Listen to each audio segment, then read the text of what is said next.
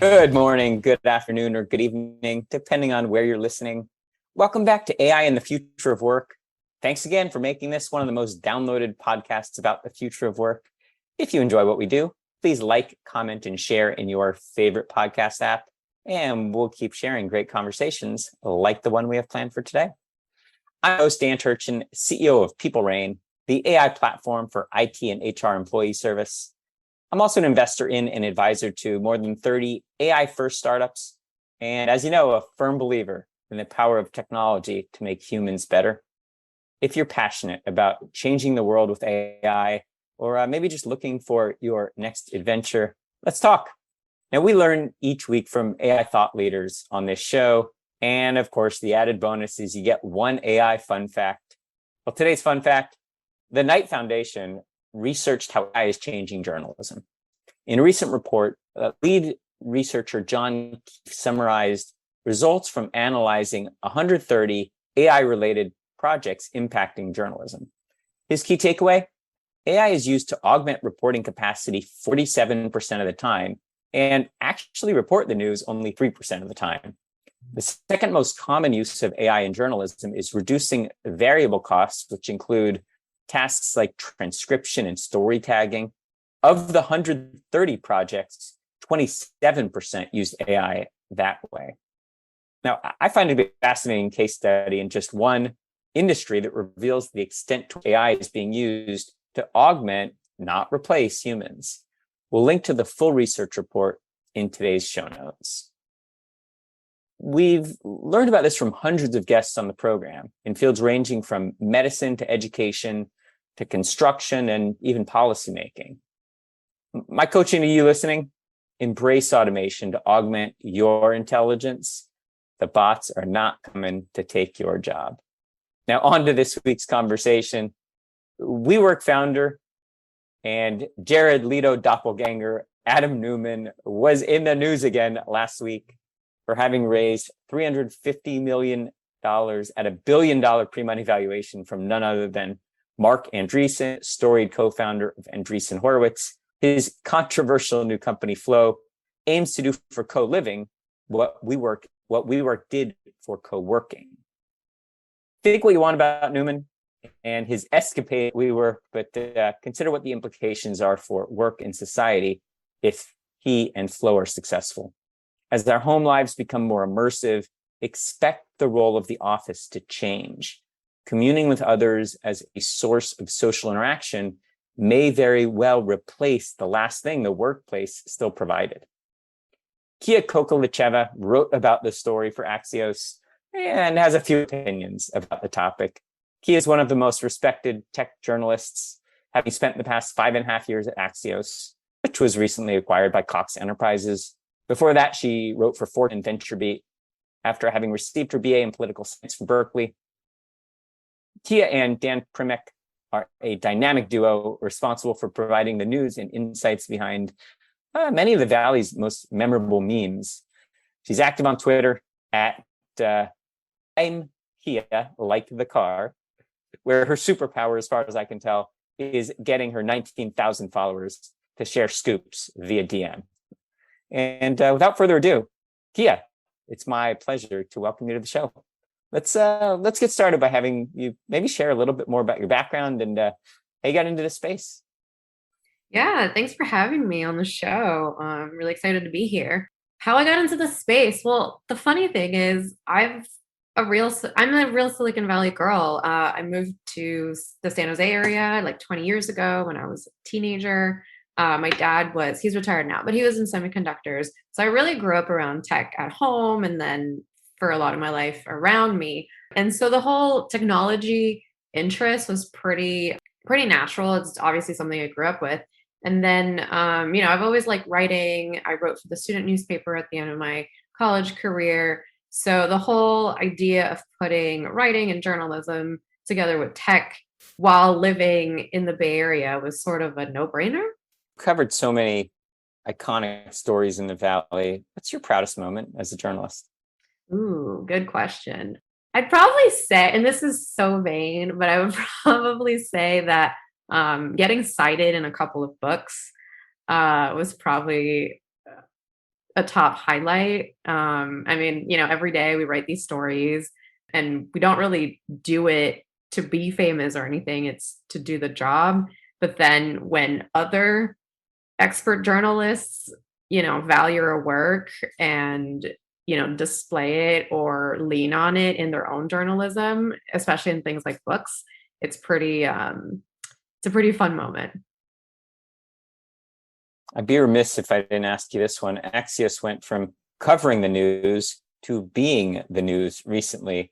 What's your perspective on the acquisition of Axios by Cox Enterprises on the future of tech journalism?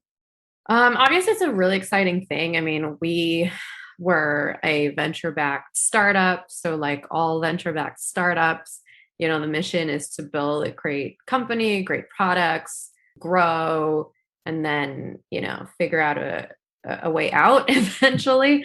So it was pretty exciting to have that validation.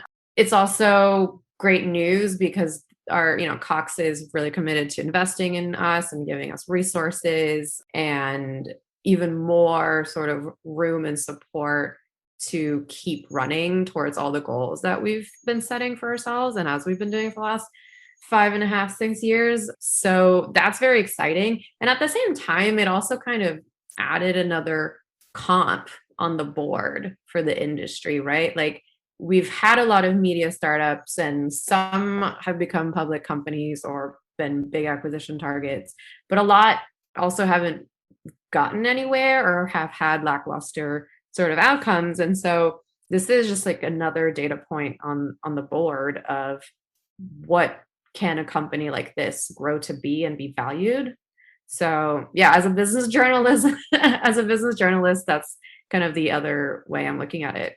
It's an important comp on board.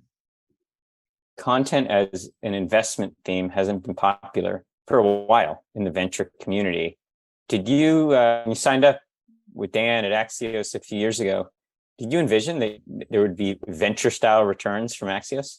Well, when I joined, it hadn't launched yet, but they had raised $10 million the founders had raised $10 million in venture capital from pretty respected investors. And they are second time media company founders. So, I knew that I was signing up for a venture backed startup and I had a lot of trust in Dan for recruiting me because I respected him as a colleague, at Fortune and even before that when I was one of his readers.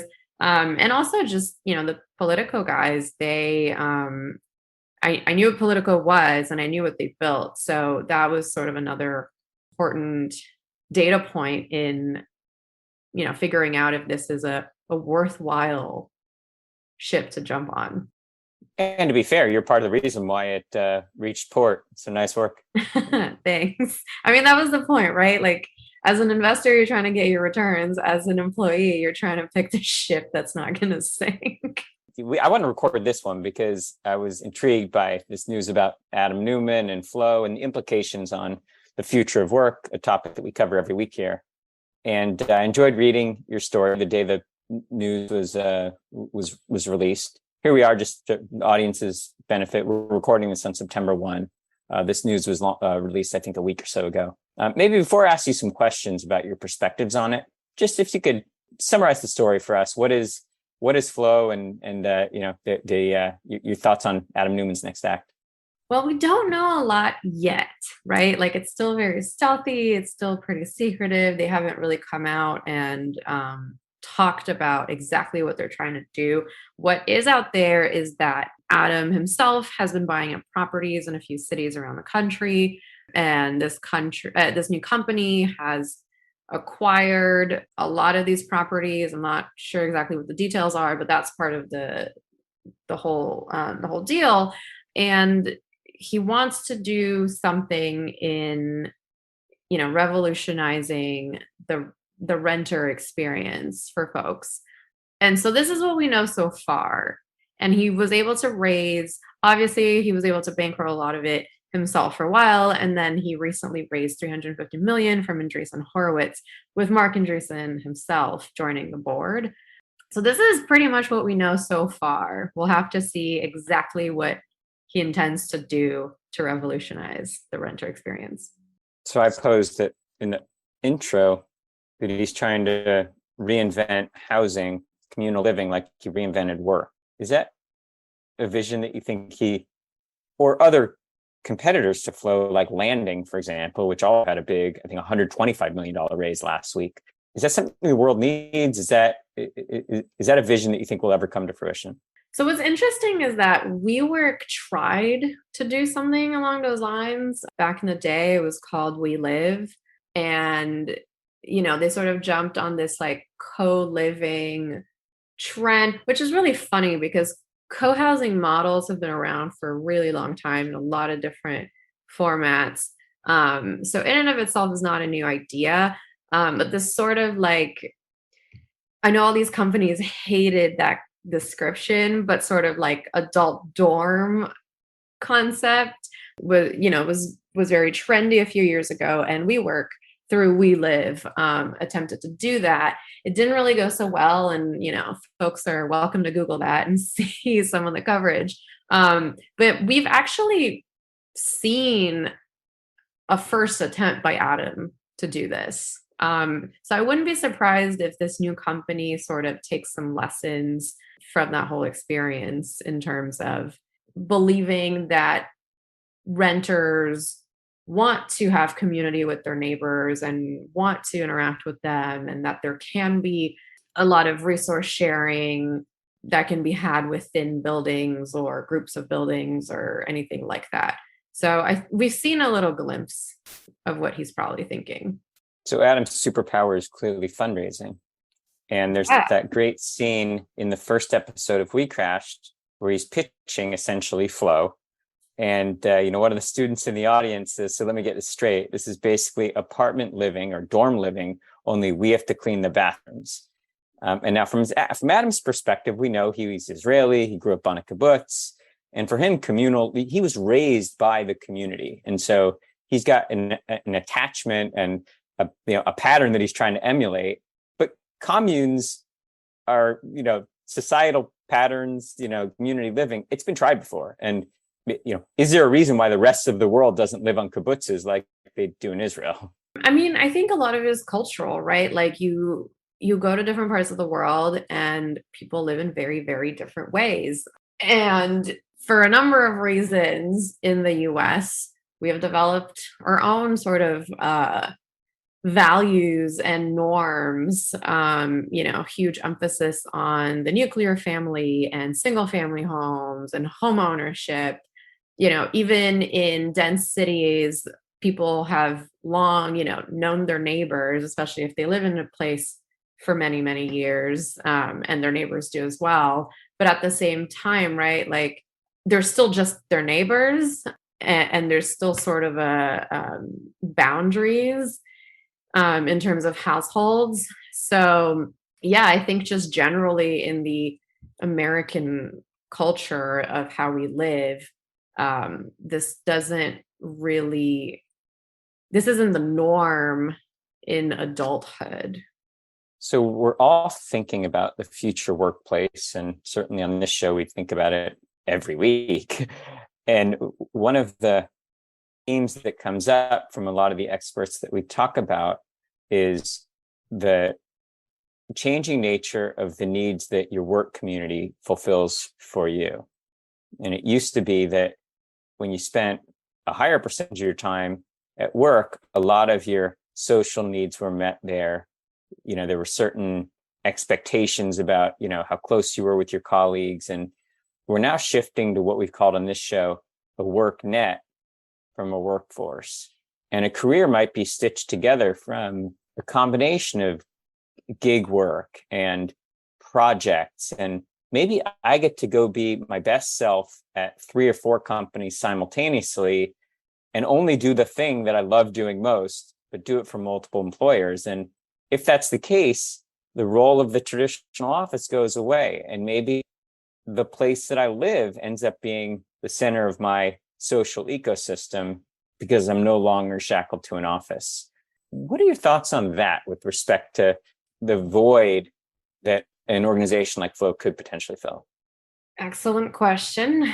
I mean, Yeah, right. Like if you think about, historically, you graduate college, you take your first job.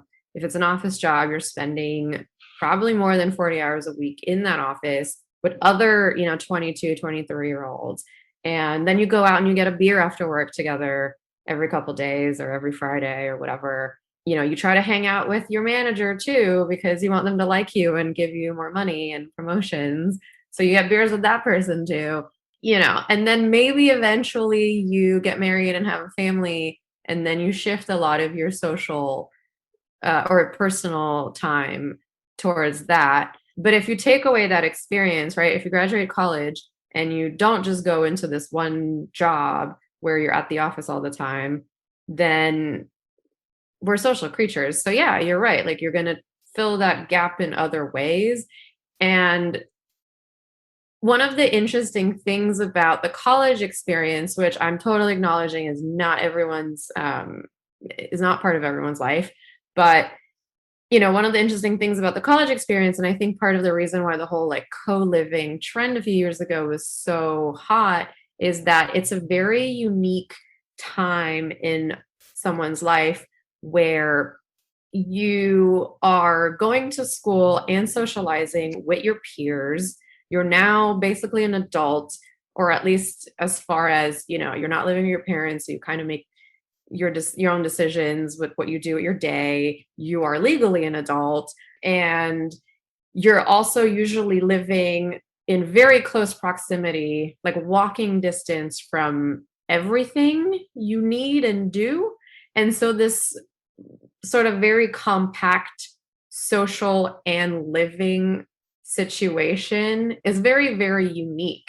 And sure, if you live in a big city, in the dense city, some of that's a similar circumstance from an environment perspective, but the social aspect is not quite there, right? Because you move into a building because you're renting an apartment there, but your neighbors aren't your peers, they're not your classmates. And so I do think that there is a reason why so many people say that college was like, some of the best years of their life. And I think that social aspect has big big part in that. And so I totally see the draw in wanting to capture some of that, right? Like having peers and community in close proximity to where you live, but hopefully perhaps in a more like age appropriate way than the, college age experience.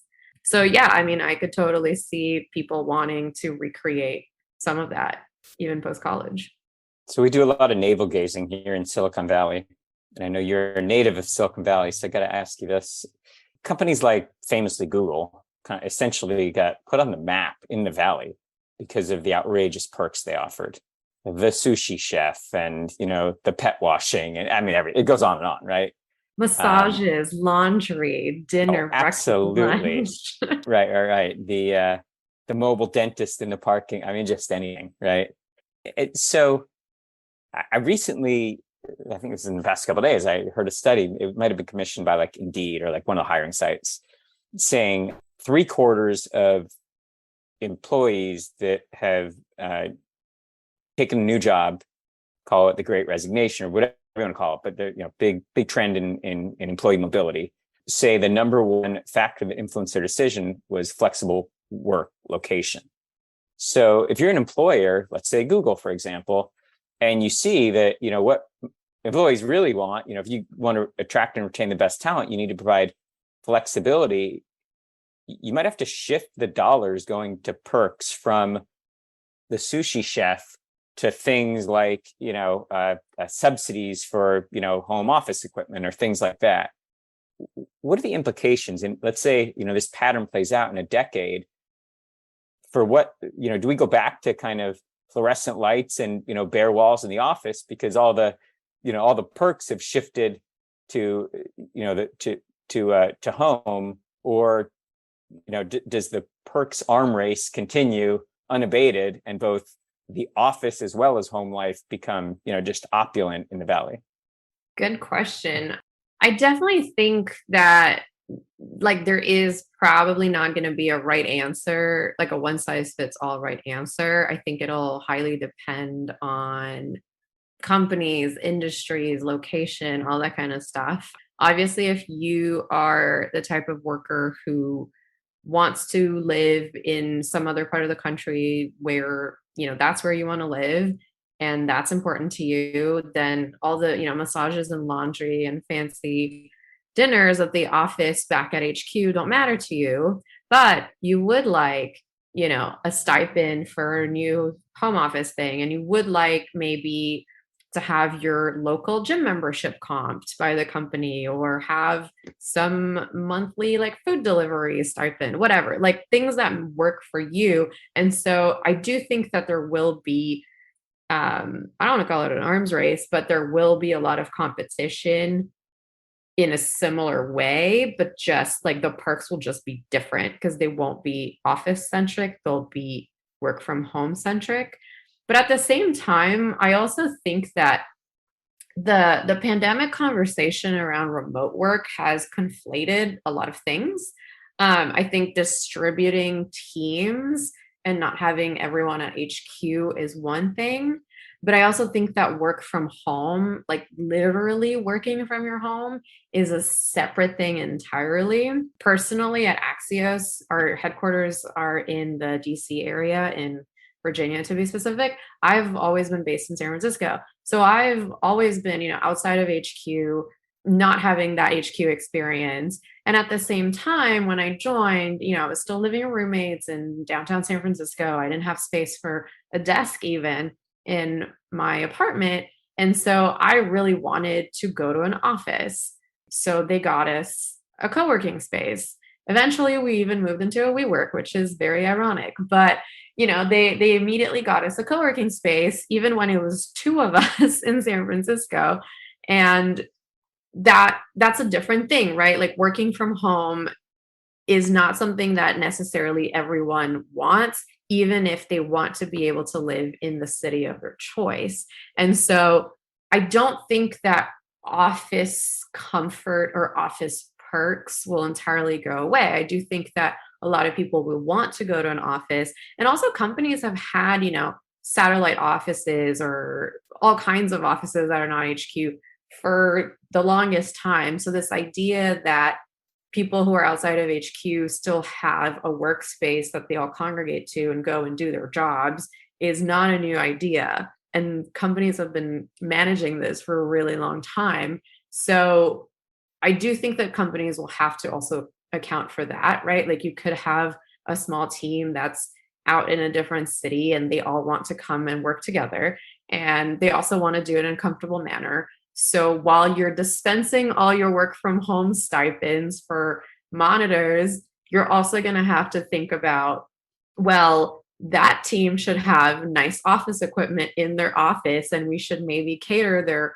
Friday lunches or whatever it is that makes them happy. So it's just going to become probably an even wider universe of perks for more companies that maybe didn't have to do that in the before times.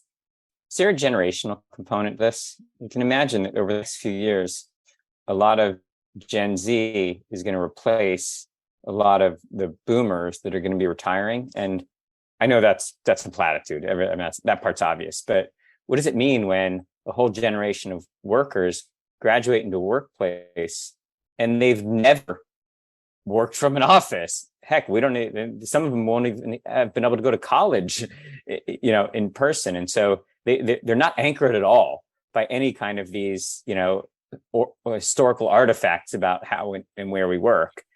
Fast forward when it's Gen Z, but whatever comes after that, and Gen Z has, educated the next generation. Is this shift just going to spiral, over the next decade, or are we ever going to return to something that looks closer to pre-pandemic? I do think that, we've had a lot of headlines about all the worker power since the pandemic began, and how workers had, got all this leverage and they could call the shots, and employers just have to do whatever, employees want to keep them around and to hire them. While a lot of that is true, I also think it's not evenly distributed. And I think you still have a lot of companies and industries where that balance of power is still pretty traditional, and employers can, just make people come to the office from 9 to 5. And so I don't think it's entirely gone and that it's going to be extinct like tomorrow, like that sort of office and work culture. I also think that, as I mentioned earlier, like there's a lot of stuff that's very universal to humans, right? Like we're social beings. Even Gen Z wants to socialize and probably wants to socialize with their colleagues to a certain extent, even if it's not spending 100 hours with them every week. So I don't think that Gen Z is all of a sudden going to get the entire work universe to just, everybody works from their bedrooms and that's how work is done forevermore.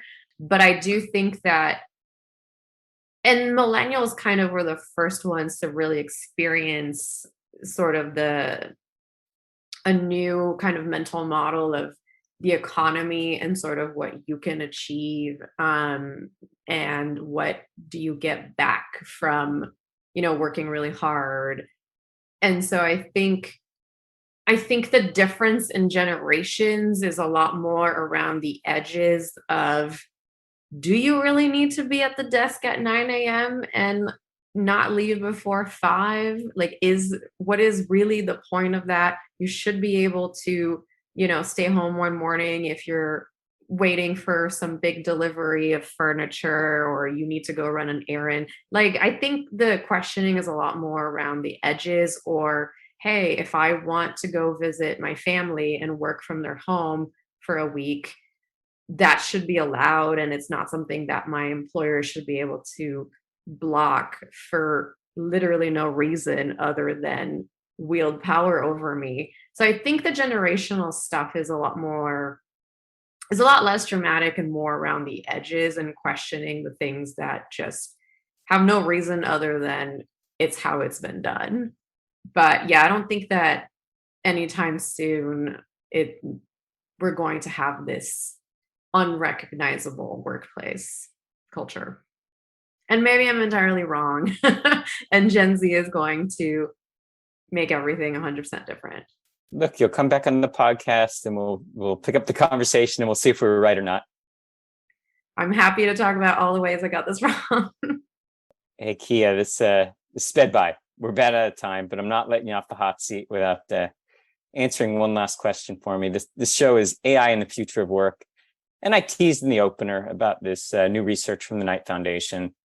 So as a journalist, I want to know, if you kind of pull up your daily diary, look at the things that you do in the course of a day, what are the tasks that you do that will never be candidates for replacement via automation? And then maybe what are some of the things where you might be augmented as a journalist by AI and automation? I definitely think sort of the art of asking questions and interviewing is, it really is an art, but also I don't mean that in like a frivolous sense. Like, it's genuinely something that I don't foresee technology being able to do at the highest comparable levels anytime soon. Also the writing, right? Like, we've seen a lot of grammar software and a lot of, even I think the AP has been using AI to write, sports game summaries, but that's very, very like simple, straightforward stuff. I don't think technology is going to be able to write, 10-page magazine features anytime soon or ever. That is such a complex thing. I mean, perfect writing is not even a real thing. It's so subjective that, you could get software to write grammatically correct sentences and maybe even string a couple of them along. But to write an entire magazine feature, that is a completely different undertaking. So I'm not worried about robots doing that anytime soon. But as I mentioned, doing things like sports game summaries or automating a lot of stuff that we do if we're working with data and we're trying to produce any kind of data projects. automating our own tools, our CMS tools, all that kind of stuff, I'm sure is great places for software to come in and just make it faster and easier for us so we can focus on the interviewing and the writing. So that is Kia Kokalitcheva. This was fun. Thanks for coming by and hanging out. Thanks for having me. And if you're not already following Kia, go do it on Twitter. I'm Kia, like the car. Are you still writing Pro Rata with Dan, or how are you dividing up responsibilities there? I am. I write our Saturday edition, and Dan still does Monday through Friday, except when he's on vacation or traveling or anything like that. And then I fill in. Well, there you go. And subscribe to Pro Rata, the great newsletter that Kia and Dan co-author. I so enjoyed this conversation, and I would love to have you back sometime in the future. How does that sound? Me too. Happy to come back. All right. Well, that's a wrap for this week on AI and the Future of Work. I'm your host, Dan Turchin. But of course, we're back next week with another fascinating guest.